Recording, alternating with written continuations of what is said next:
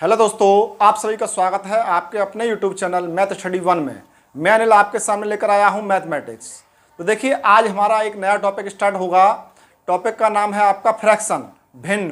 तो आज हम भिन्नों की स्टार्टिंग करेंगे और पढ़ेंगे कि भाई भिन्न क्या होती हैं और कितने टाइप की होती हैं। तो ये हम देखेंगे। सबसे पहले जो बेसिक चीज़ें हैं उनको हम देखेंगे। वैसे मुझे उम्मीद है आप लोग सब भिन्नों से वाकिफ़ होंगे और आपको पता होगा भिन्न क्या होती हैं। फिर भी एक हम थोड़ी सी हल्की सी नज़र डाल लेते हैं इन चीज़ों पर। तो चलिए देखते हैं। तो देखिए, बात आती है आपकी फ्रैक्शन की, भिन्न की।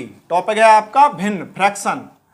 तो उसमें क्या है आपका, तो ये कहता है भाई क्या है, किसी पूर्णांक p में पूर्णांक q से भाग देने पर प्राप्त संख्या को भिन्न कहा जाता है, जहां p अंश और q हर होता है। किस प्रकार से, जैसे मैंने ले लिया भाई कि 3 को भाग लगा दिया मैंने किससे, 7 से। तो ये जो है आपका 3/7 जो है क्या बन गया, भिन्न बन गया। अब इसमें क्या है कि भाई 3 है आपका, जो ऊपर वाला है वो होता है आपका अंश और नीचे की जो संख्या होती है वो होता है आपका हर। तो ये बात है आपकी, जो संख्या आपके सामने आई 3/7, इसमें 3 अंश है और 7 हर है। तो इस प्रकार की आपके सामने कोई भी संख्या आती है तो वो क्या होगी, भिन्न कहलाएगी। चलिए अब देखते हैं कि भाई भिन्नों के प्रकार, कई भिन्न कितने के प्रकार की होती है आपकी। जहां हमें इस जगह पे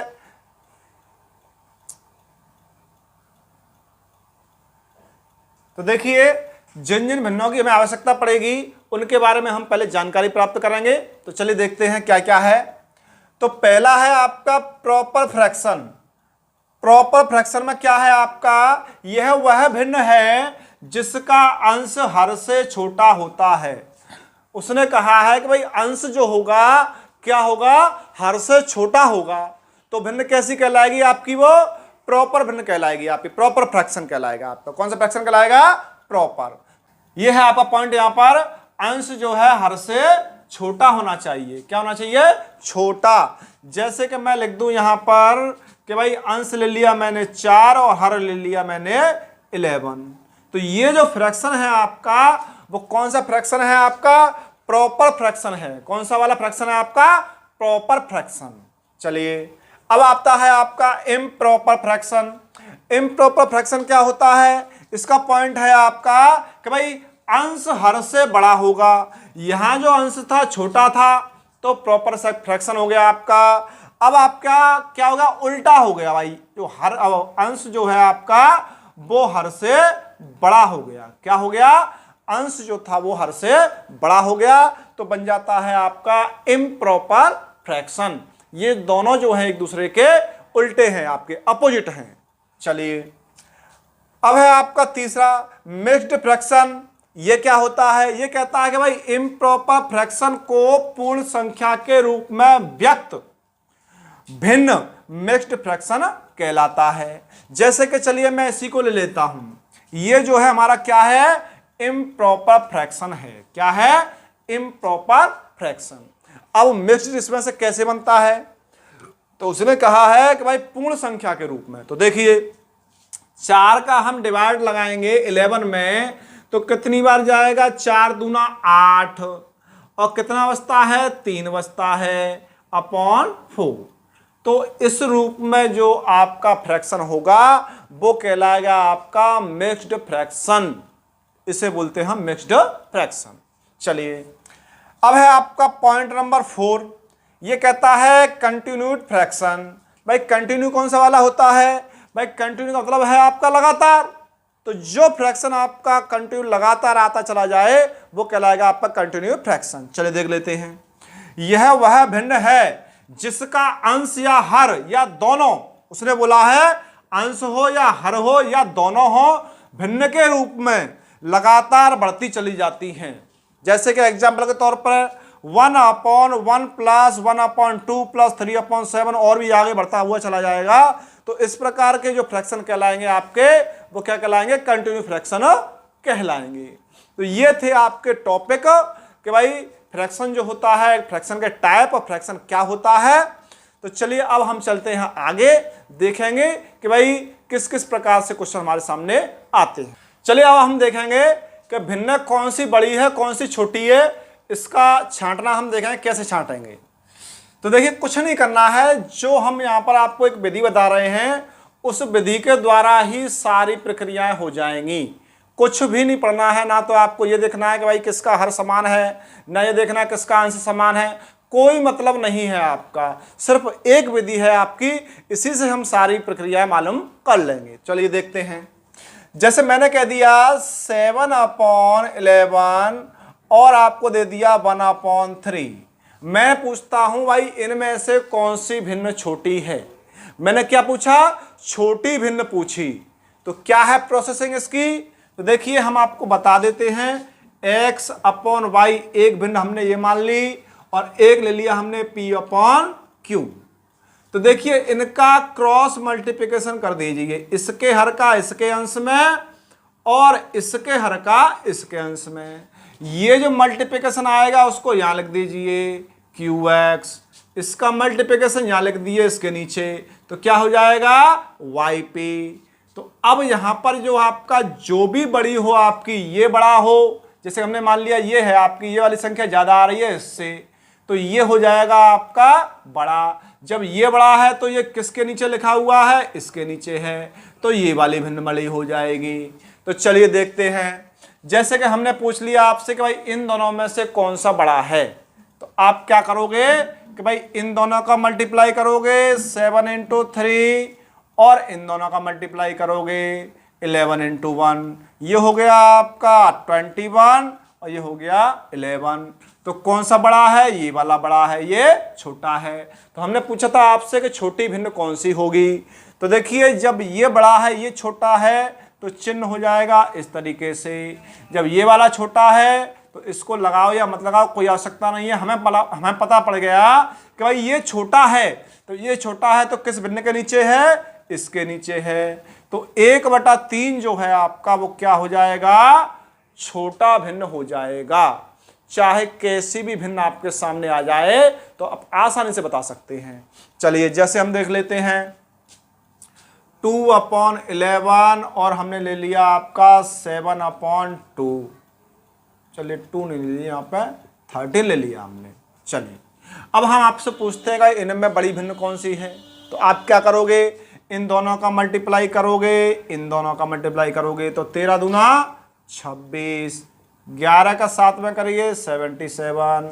तो हमें बड़ा भिन्न चाहिए। क्या चाहिए? बड़ा भिन्न चाहिए। इनमें बड़ा कौन सा है? ये बड़ा है। जब ये बड़ा है तो किसके नीचे है? इस भिन्न के नीचे। तो 7/13 जो है आपका क्या हो जाएगा? बड़ा हो जाएगा। इसको प्रदर्शित कर दीजिए ग्रेटर देन 7/13।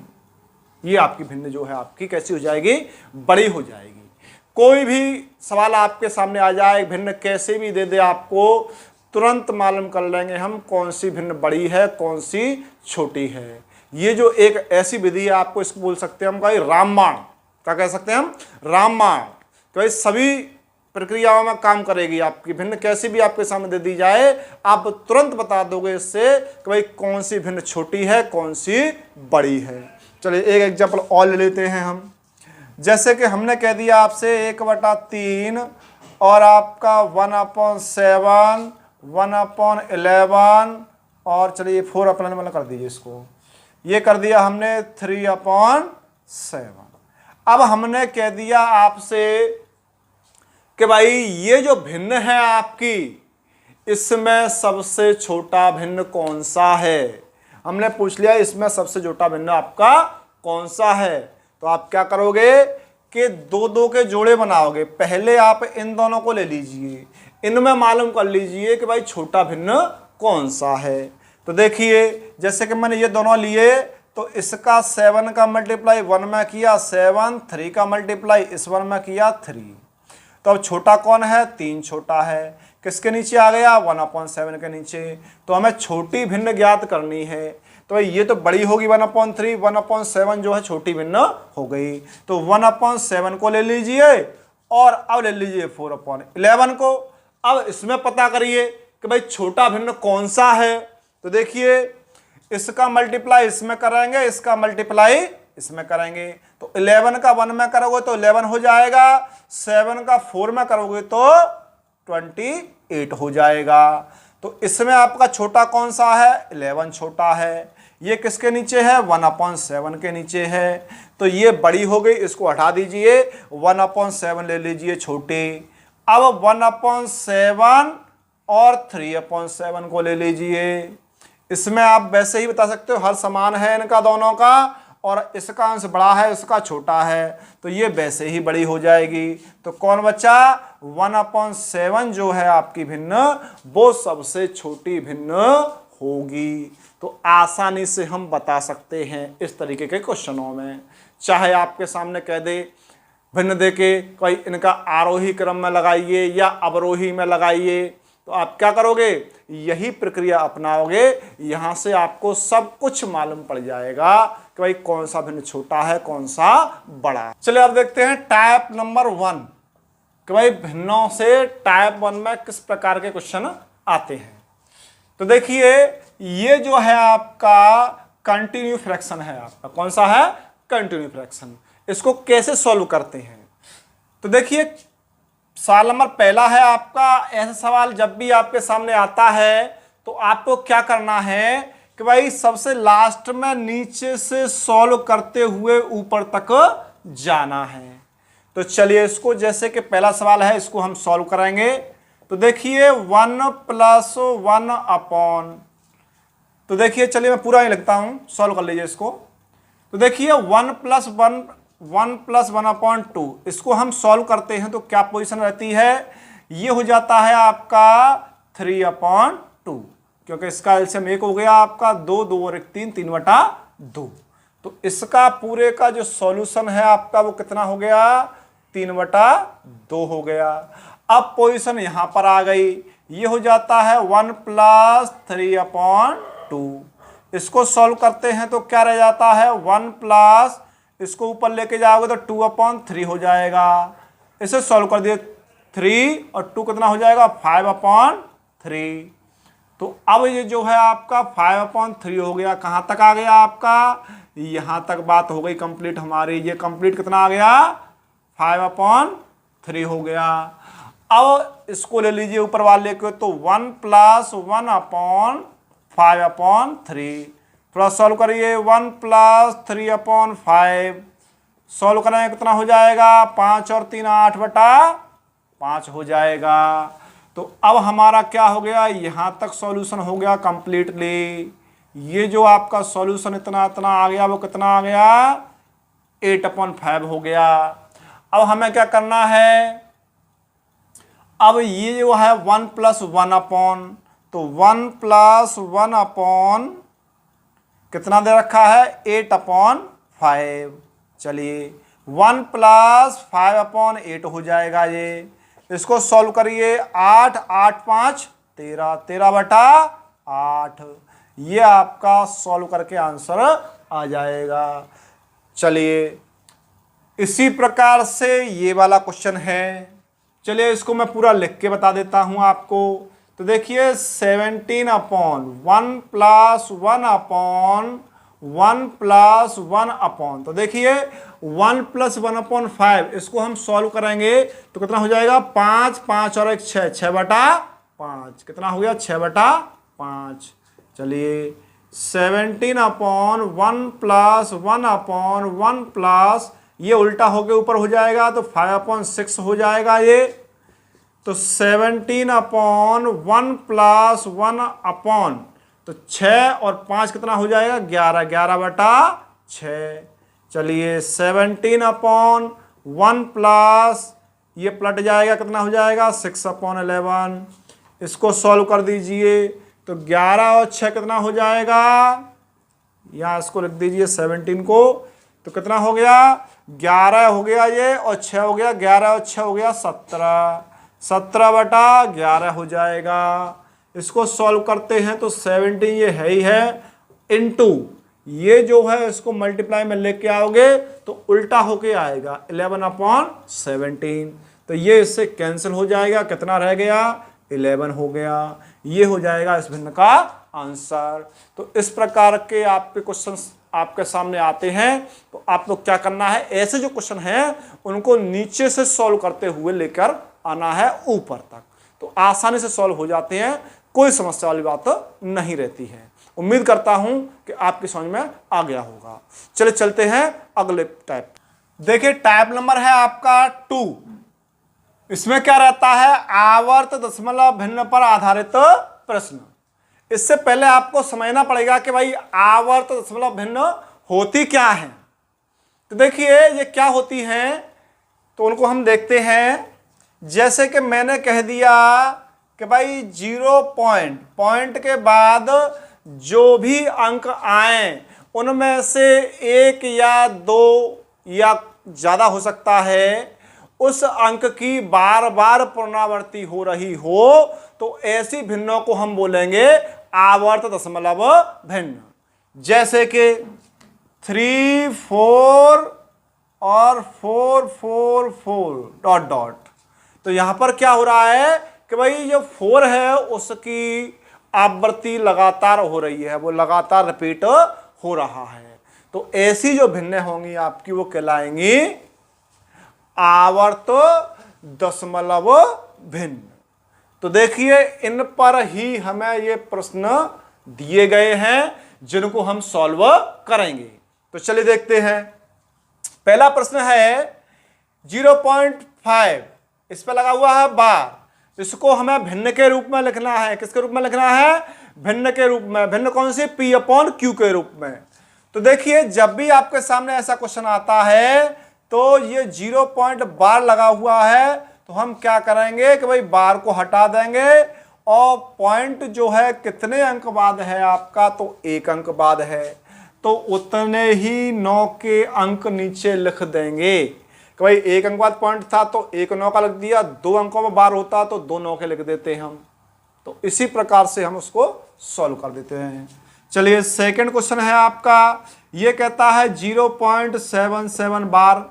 अब क्या है कि भाई 2 अंकों के ऊपर बार आ गया, तो हम क्या लिखेंगे इसको 7 7 अपॉन 9 9, कि भाई 9 9 के 2 अंक हम उनको लिख देंगे।